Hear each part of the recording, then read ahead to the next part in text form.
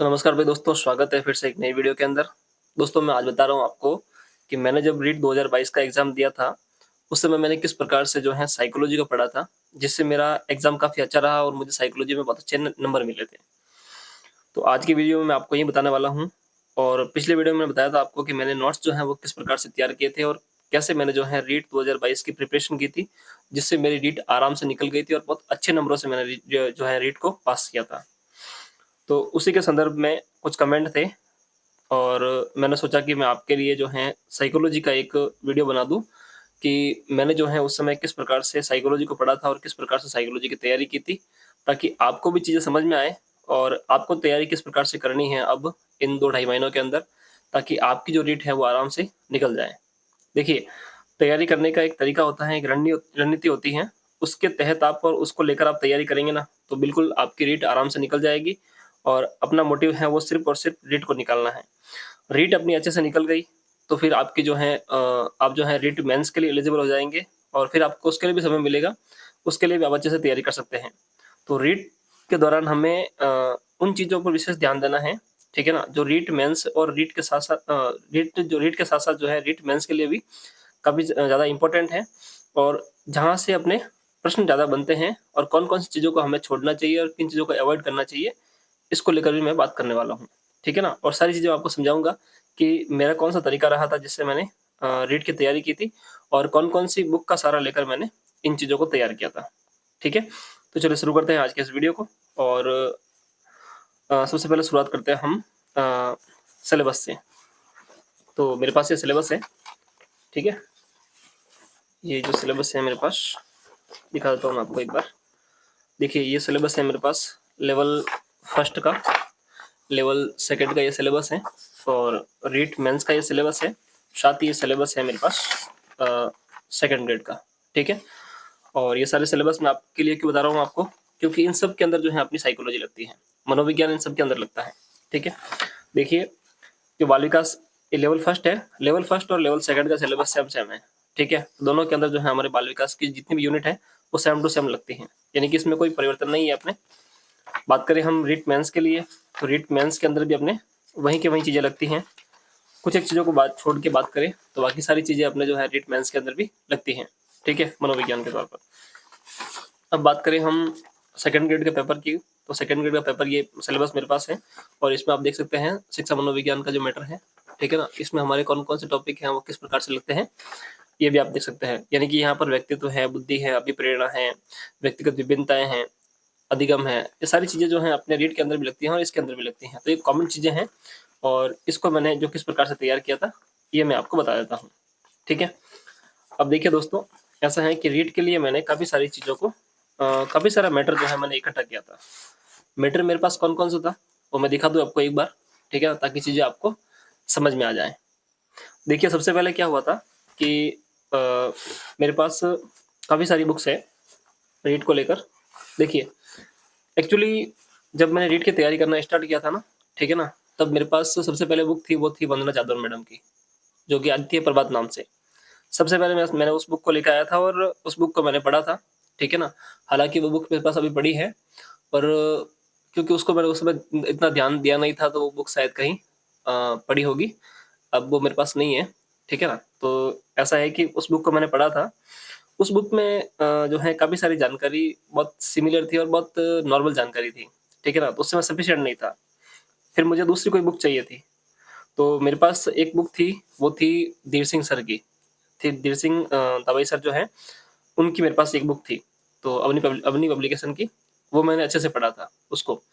फिलहाल वो बुक जो है मेरे दोस्त के पास में है और उसके बाद में दोस्तों अवनी पब्लिकेशन की जो बुक है उसको मैंने पढ़ा, उससे मुझे काफ़ी चीज़ें समझ में आई और उसके बाद में तीसरी बुक आई मेरे पास, ये शिखवाल वाली, ठीक है ना?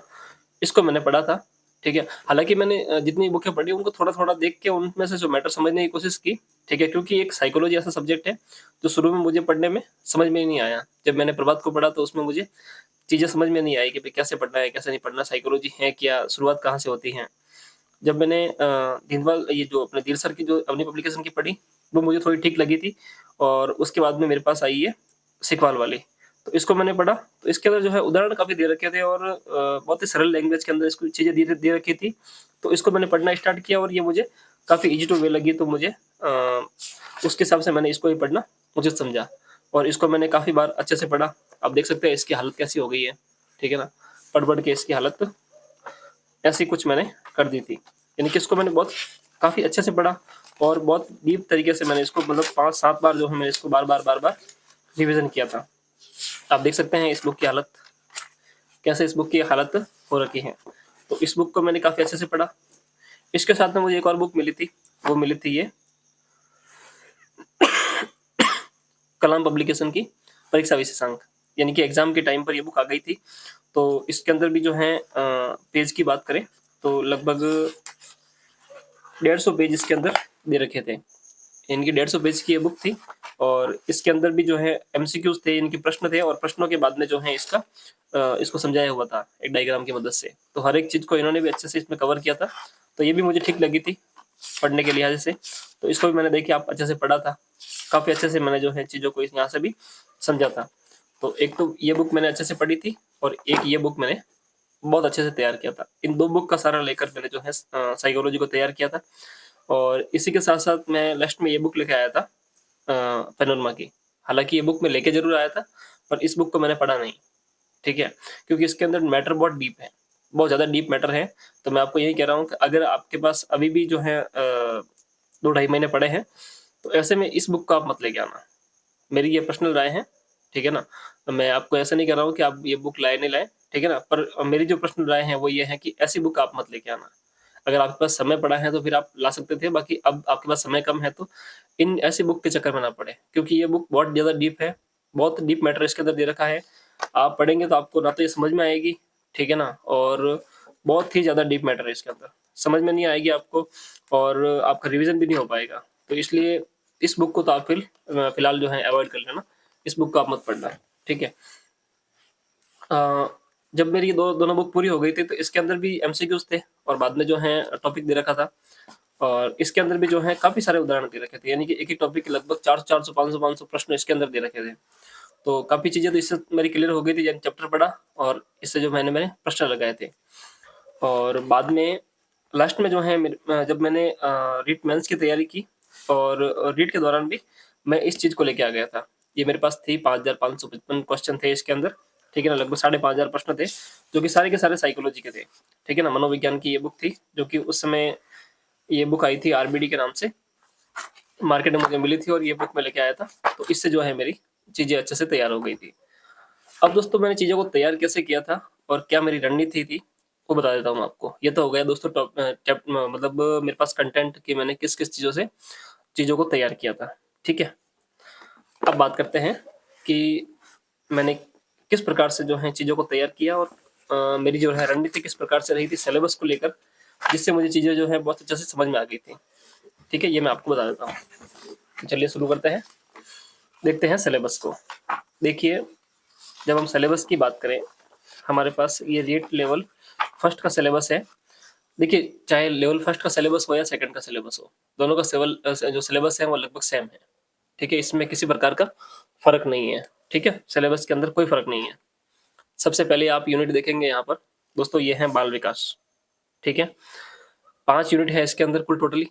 पहली हो गई बाल विकास, दूसरी हो गई अपने व्यक्तित्व विभिन्नता, व्यक्तित्व और बुद्धि वाली, तीसरी यूनिट हो गई अपने विविध अधिगमकर्ताओं की समझ, अधिगम और समायोजन वाली, चौथी यूनिट हो गई दोस्तों इसमें अधिगम है, अभिप्रेरणा है, चिंतन, कल्पना और तर्क है और लास्ट जो यूनिट हो गई, वो हो गई अपने एनसीएफ 2005 आकलन, मापन, मूल्यांकन, सतत और समग्र मूल्यांकन, उपलब्धि परीक्षण, क्रियात्मक अनुसंधान और आरटी 2009।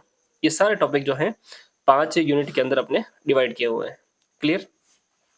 अब दोस्तों जब साइकोलॉजी का मैंने सिलेबस देखा, तो मुझे लगा कि यार ये काफ़ी बड़ा सिलेबस है और मैं इसको तैयार कैसे करूँगा? क्योंकि साइकोलॉजी जो है हम आज तक पढ़ते नहीं आए हैं, तो ये चीज़ जो है हमें बहुत हार्ड लगती है।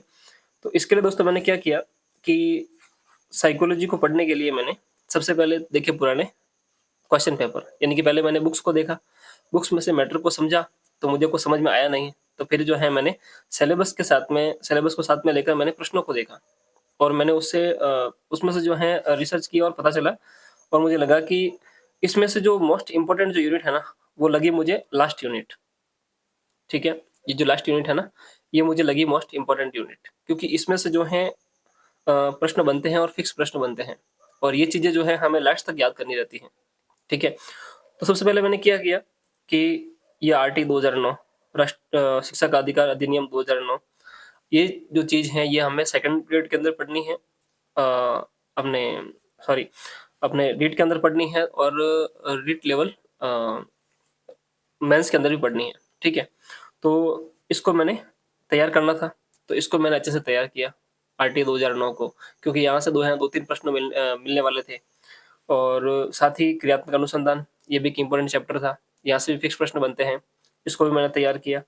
फिर हो गया दोस्तों आकलन, मापन, मूल्यांकन, ठीक है ना, इसको तैयार किया, और समग्र और सतत मूल्यांकन, इसको भी तैयार किया साथ साथ।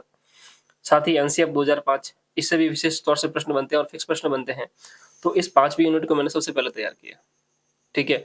इससे क्या है कि मुझे समझ में आ गया कि हाँ भाई, एक यूनिट तो मेरी कंप्लीट पूरी हो गई है, अब मुझे जो है ये कंफ्यूजन नहीं है, और अब मुझे सिर्फ 4 यूनिट ही तैयार करनी है। फिर मैंने डिसाइड किया कि यार, अब जो है बुद्धि हो गई और व्यक्तित्व और व्यक्तिगत विभिन्नता। जब मैंने बाल विकास को देखा, तो बाल विकास वाला चैप्टर बहुत लेंथी था, यानी उसमें कुछ समझ ही नहीं आ रहा था कि क्या पढ़ना है, कैसे पढ़ना है, ठीक है ना? उसको उसमें कुछ फिक्स नहीं हो पा रहा था, और तो मैंने क्या किया, इसको चीज़ को फिलहाल जो है मैंने एक बार छोड़ दिया था। फिर मैंने जो है ये बुद्धि वाला चैप्टर लिया, और बुद्धि वाले चैप्टर को अच्छे से क्लियर किया, ठीक है? क्योंकि इसमें जो है कोई काफ़ी कुछ सिमिलरिटीज है नहीं, बुद्धि वाला चैप्टर बिल्कुल अलग है, व्यक्तित्व वाला बिल्कुल अलग है, तो मैंने बुद्धि को तैयार किया, और बुद्धि में जो विशेष तौर से जो नियम दिए हुए थे या अलग अलग बुद्धि दी हुई थी, वो सारी की सारी मैंने तैयार कर ली, और इससे भी फिक्स प्रश्न बनता है, व्यक्तित्व वाला फिक्स प्रश्न बनता है, तो उसको मैंने तैयार किया। और साथ ही एक प्रश्न यहाँ से बनता है, अधिगम में आने वाली कठिनाइयाँ, इसको मैंने अच्छे से तैयार कर लिया था। विविध अधिगमकर्ताओं की समझ, इसके अंदर 5-7 बालक हैं विशेष तौर से, इसको अच्छे से तैयार कर लिया, ठीक है? और साथ ही दोस्तों अभिप्रेरणा को तैयार कर लिया, चिंतन, कल्पना और तर्क को तैयार कर लिया था। ये चैप्टर ज़्यादा बड़े नहीं थे, ये मतलब बिल्कुल छोटे-छोटे चैप्टर थे। अब विशेष तौर से पीछे बचने वाला चैप्टर था ना, बड़ा-बड़ा चैप्टर, वो मेरे पास रहा था सिर्फ और सिर्फ एक तो अधिगम, और एक रहा था मेरे पास बाल विकास। इन 2 चैप्टर को मुझे बड़े तौर पर तैयार करना था। बाकी सारी चीज़ें मेरे छोटे-छोटे तैयार हो गए थे। कैसे? आरटी 2009 हो गया था, क्रियात्मक अनुसंधान हो गया, आकलन, मापन, मूल्यांकन और सतत मूल्यांकन, ठीक है? और एनसीएफ 2005, इस तौर पर ये मेरी छोटी-छोटी चीज़ें हो गई। फिर मेरा हो गया चिंतन, कल्पना, तर्क, अभिप्रेरणा, समायोजन, अधिगम में आने वाली कठिनाइयाँ और विविध अधिगमकर्ताओं की समझ, बुद्धि और व्यक्तित्व। ये सारी चीज़ें मेरी जो हैं बहुत ही कम हैं जो नोट्स के अंदर, या यूँ कह सकते हैं कि बहुत ही कम मैटर के अंदर और बहुत ही कम समय के अंदर ये चीज़ें मेरी तैयार हो गई थी। तो इनको मैंने अच्छे से कर लिया, और यहाँ से मैंने काफ़ी सारे एमसीक्यूज़ लगाए, तो मुझे लगा कि हाँ, अब तक मेरा ठीक है। अब मुझे सिर्फ़ और सिर्फ़ तैयार करना था बाल विकास, और मुझे तैयार करना था अधिगम। अब बाल विकास के अंदर मुझे समझ में नहीं आ रहा था कि बाल विकास को पढ़ना कैसे है? बाल विकास को तैयार कैसे करना है? क्योंकि बाल विकास की शुरुआत कहाँ से होती है और खत्म कहाँ होता है, समझ में नहीं आता है। तो मैंने क्या किया कि जैसे कि मेरे पास ये बुक है, मेरे पास ये बुक है सिकवाल की, इसमें मैंने बाल विकास को लिया, ठीक है? और बाल विकास को लेके मैंने जो है इसकी मोस्ट इम्पोर्टेंट हेडिंग को एक पेज के ऊपर उतारा। जैसे कि मैंने एक पेज ले लिया, और इस पेज के ऊपर जो है मैंने मोस्ट जो है इम्पोर्टेंट इसके जो टॉपिक थे ना, वो मैंने उतारने शुरू किए। जैसे कि बाल मनोविज्ञान हो गया, फिर मैंने लिखा बाल विकास का इतिहास, फिर मैंने लिखी इसकी परिभाषाएं, मतलब पूरी परिभाषा नहीं लिखी, सिर्फ हेडिंग लिखा मैंने, परिभाषा लिखी। फिर बाल मनोविज्ञान और बाल विकास में अंतर लिखा, फिर अधिगम कर्ता का विकास और अभिवृद्धि, फिर विकास और अभिवृद्धि में अंतर क्या है वो लिखा, अभिवृद्धि और विकास के सिद्धांत को लिखा, ठीक है ना? और फिर मैंने हेडिंग लगाई गर्भावस्था, विकास के विभिन्न अवस्थाएं या आयाम हैं, उसमें सबसे पहले लिखी गर्भावस्था, फिर शैशव अवस्था, फिर बाल्यावस्था, फिर किशोर अवस्था, ठीक है ना? और फिर बात करें तो बालक का शारीरिक विकास, मानसिक विकास, ठीक है? और जो है बालक का शारीरिक विकास, मानसिक विकास, सामाजिक विकास, ठीक है ना? ये सारी चीज़ें जो है मैंने एक-एक करके यहाँ पर लिखना शुरू किया, और मतलब इनको डीप से नहीं लिखा, सिर्फ इनका जो है मोटा-मोटा इनकी हेडलाइंस मैंने लिखी, जिससे मुझे समझ में आ गया बाद में कि मुझे ये चीज़ें जो है पढ़नी है। यानी कि शुरू से मुझे क्या करना है कि बाल विकास के बारे में पढ़ना है, फिर बाल विकास के इतिहास के बारे में पढ़ना है, बाल विकास की परिभाषाएँ पढ़नी है। बाल विकास के बाद में मुझे जो है विकास और अभिवृद्धि के बारे में पढ़ना है। विकास और अभिवृद्धि खत्म होते ही मुझे जो है विकास और अभिवृद्धि के अंतर्गत आने वाले उसके विभिन्न अवस्थाएँ और आयाम हैं। उसके अंदर शारीरिक विकास हो गया, मानसिक विकास हो गया, ठीक है ना? ये सारी चीज़ें पढ़नी है, सामाजिक विकास हो गया और उसके बाद में मुझे आगे जितने भी सिद्धांत हैं, जितने भी जो वैज्ञानिक आते हैं, उनके अलग-अलग सिद्धांत हैं, तो वो सारे मुझे देखने हैं इसके अंदर। तो इससे जो है मेरी चीज़ें क्लियर हो गई थी। अब वो कैसे मैंने क्लियर किया था, तो देखिए मेरे पास काफ़ी समय था उस समय क्योंकि मैंने नीट 2021 का भी एग्ज़ाम दिया था और उससे मेरा काफ़ी अच्छा स्कोर रहा था। हालाँकि वो भर्ती रद्द हो गई थी और हमारा कुछ हो नहीं पाया। ख़ैर वो तो अलग बात है, पर मैंने जो है उस दौरान अच्छे से नोट्स तैयार किए थे, ठीक है ना? समय मेरे पास था काफ़ी, तो मैंने अच्छे से नोट्स तैयार किए थे और ये नोट्स मेरे बड़े काम आए थे उस समय, ठीक है? जैसे कि देखिए, पहले मनोविज्ञान हो गया, फिर बाल विकास हो गया, फिर गर्भावस्था, शिशुअवस्था, बाल विकास, बाल्यावस्था, फिर किशोरावस्था हो गई, फिर शारीरिक, मानसिक, सामाजिक विकास हो गया, फिर एरिक्सन का मनोवैज्ञानिक सिद्धांत, संवेगात्मक सिद्धांत, बालक का क्रियात्मक और कामक विकास सिद्धांत, नोम चॉम्स्की का भाषा विकास सिद्धांत, कोहलबर्ग का नैतिक विकास सिद्धांत, फ्राइड का मनोलैंगिक विकास सिद्धांत, जीन पियाजे का नैतिक विकास सिद्धांत और यूरी ब्राउन फेनर का जो है पारिस्थितिकी परक सिद्धांत, वाइगोत्स्की का सामाजिक सांस्कृतिक सिद्धांत, जेरोम ब्रूनर का संज्ञानात्मक विकास सिद्धांत, श्रीमती हरलॉक के बारे में अंतरस्त्रावी ग्रंथियां हो गई, वंशावरण और वातावरण हो गया। यानी कि कंप्लीट जो है मैंने बाल विकास को इसको जो है इसके अंदर नोट्स के तौर पर मैंने जो है उतार दिया था। मैंने बताया आपको कि बाकी जो चीजें थी ना वो मैंने अलग से तैयार कर ली थी। अब मुझे दिक्कत आ रही थी बाल विकास के अंदर, तो बाल विकास के मैंने जो है इसमें नोट्स प्रिपेयर कर लिए थे। यानी कि इस आधी बुक के अंदर लगभग 15 से 20 बुक पेज के अंदर जो है मेरे सारे के सारे ये बाल विकास के नोट्स तैयार हो गए थे। और नोट्स दिखा देता हूँ मैं आपको एक बार। ये देखिए मनोविज्ञान के नोट्स हो गए, जिसमें मनोविज्ञान हो गई, मनोविज्ञान की परिभाषाएं हो गई, फिर मनोविज्ञान का विकास क्रम हो गया, फिर मनोविज्ञान के इंपॉर्टेंट फैक्ट हो गए, फिर बाल विकास के बारे में बात करें तो बाल विकास का इतिहास हो गया और बाल विकास की परिभाषाएं, बाल मनोविज्ञान और बाल विकास में अंतर हो गया, अभिवृद्धि और विकास हो गया, अभिवृद्धि और विकास में अंतर, उसके सिद्धांत, ठीक है ना? अब देखिए ये हो गया यहाँ पर जो बाल विकास के अंतर्गत जो आने वाली अवस्थाएं हैं उसमें गर्भावस्था हो गई, शिशुअवस्था हो गई, बाल्यावस्था हो गई और आगे जो है जितने भी आप देखेंगे ना तो यहाँ पर जो है जितने भी सिद्धांत थे, कोहलबर्ग का नैतिक विकास सिद्धांत, ठीक है, ये फ्राइड का मनोलैंगिक विकास सिद्धांत, जीन पियाजे का नैतिक विकास सिद्धांत, यानी कि मैंने इसके अंदर काफी अच्छे नोट्स जो है वो तैयार कर लिए थे, ठीक है? तो इससे मेरे जो है बाल विकास के नोट्स तैयार हो गए। अब दोस्तों पीछे रह गया, वो रह गया था अधिगम। अब अधिगम मुझे समझ में नहीं आ रहा था, तो अधिगम के लिए मैंने क्या किया कि इस प्रकार से अधिगम के मैंने नोट्स तैयार कर लिए। ये देख सकते हैं आप, ठीक है ना? क्योंकि समय मेरे पास थोड़ा कम था, तो मैंने फटाफट से जो है इसके अंदर इतने जमा के और उस व्यवस्थित तरीके से मैंने जो है नोट्स नहीं बनाए थे इसके अधिगम के। फटाफट से जो मेरे को समझ में आया वैसे मैंने नोट्स बना दिए, क्योंकि ये सिर्फ मेरे को समझने थे, तो इसके हिसाब से मैंने जो है नोट्स बनाए थे। तो अधिगम के अंदर जो बातें इंपॉर्टेंट थी, जो चीज़ें इंपॉर्टेंट थी, वो सारे के सारे मैंने इस प्रकार से जो है अधिगम के नोट्स बना लिए थे, ठीक है? तो इस प्रकार से जो है मैंने ये साइकोलॉजी को पढ़ा था और साइकोलॉजी की तैयारी की थी। आप देख सकते हैं ये बुद्धि के नोट्स हो गए, सिर्फ और सिर्फ एक पेज के अंदर बुद्धि को मैंने कंप्लीट कर दिया था, ठीक है? 1 डेढ़ पेज के अंदर ये बुद्धि हो गई थी मेरे, एक क्या लगभग 1 2 3 पेज के अंदर बुद्धि हो गई थी। फिर हो गया एडजस्टमेंट यानी कि समायोजन, फिर ये हो गया क्रिएटिविटी यानी कि सृजनात्मकता, ये हो गया मोटिवेशन अभिप्रेरणा, ये चिंतन कल्पना थिंकिंग तर्क जो है वो वाला चैप्टर हो गया। फिर ये मापन हो गया, मापन मूल्यांकन हो गए, आकलन हो गया, मापन हो गया, आकलन हो गया, ठीक है ना? और ये मूल्यांकन हो गया। तो इस प्रकार से जो है मैंने नोट्स तैयार किए थे। तो ये मेरी कुछ रणनीति रही थी मनोविज्ञान के अंतर्गत, जिसके अंदर मेरे जो है आराम से 27-28 सवाल सही हो गए थे और रीट मेरी बहुत अच्छे से निकल गई थी और इसी का फायदा मुझे रीट मेंस के अंदर भी हुआ और आज भी जो है मुझे इन चीज़ों को बार बार पढ़ने की ज़रूरत नहीं रहती है। हाँ, एग्जाम के टाइम पर मैं इनको एक बार रिवीजन कर लूँगा तो वो मेरे लिए काफ़ी हो जाएगा। मैंने बार बार इन चीज़ों को मुझे पढ़ने की ज़रूरत नहीं है और इन चीज़ों को मुझे बार बार जो है एक गाइड के माध्यम से या एक गाइड में जो है बार बार सर खपाने की ज़रूरत नहीं है। तो इस प्रकार से मैंने तैयारी की थी, जिससे मेरे काफ़ी अच्छे नंबर जो है कवर हो गए थे। आप भी अगर चाहते हैं कि आपके नंबर अच्छे आए तो आप इतना सारा झमेले को छोड़कर मैं आपको लास्ट में यही कहूँगा कि आप कुछ ना करें, सिर्फ़ और सिर्फ़ आपको लगता है कि आपको ईज़ी वे में समझना है साइकोलॉजी को और आपको जो है उसके अंदर साइकोलॉजी का मैटर भी मिल जाए, साथ में आपको उदाहरण मिल जाए ताकि आपको ईज़ी वे में जो है चीज़ें समझ में आ जाएँ।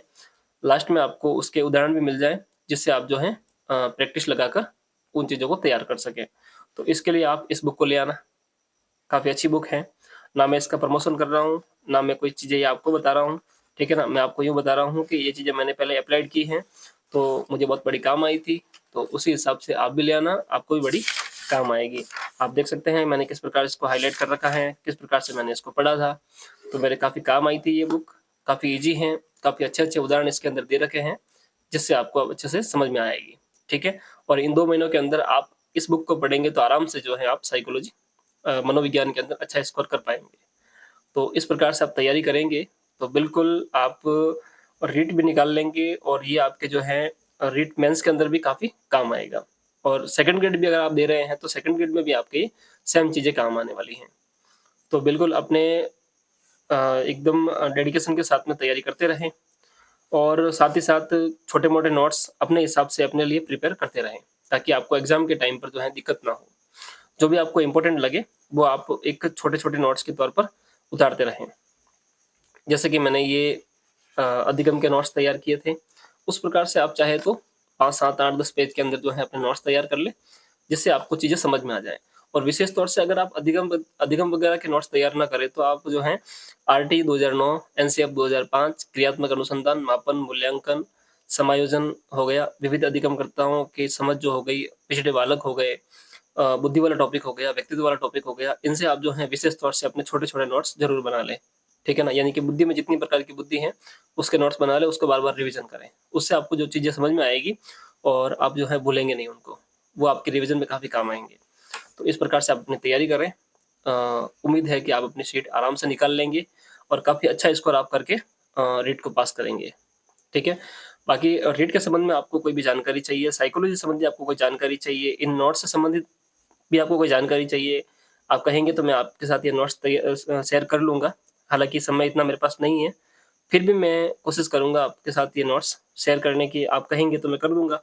बाकी मैं खुद अपनी तैयारी कर रहा हूँ और इसके संबंध में आपको कोई जानकारी चाहिए, तो आप मुझे कमेंट कर सकते हैं। और हाँ, आप अगर इसी के साथ-साथ ये बुक भी अगर मार्केट से लाना चाहते हैं ना, तो ऐसी परीक्षा विशेषांक मैंने देखी है मार्केट के अंदर, ये रीट की नई आ चुकी हैं। ये कलाम की आती हैं, तो ऐसी मार्केट में नई अवेलेबल हो चुकी है, मैंने देखी थी मार्केट के अंदर, तो आप चाहे तो ये भी ला सकते हैं, ये भी काफ़ी अच्छी है, समझने के दृष्टिकोण से, ठीक है? बाकी जैसा आपको उचित लगे, आप करते रहें, बाकी जो मैंने बताया है, उसके हिसाब से तैयारी करेंगे तो आप रीट के अंदर काफ़ी अच्छा स्कोर साइकोलॉजी के अंदर कर पाएँगे।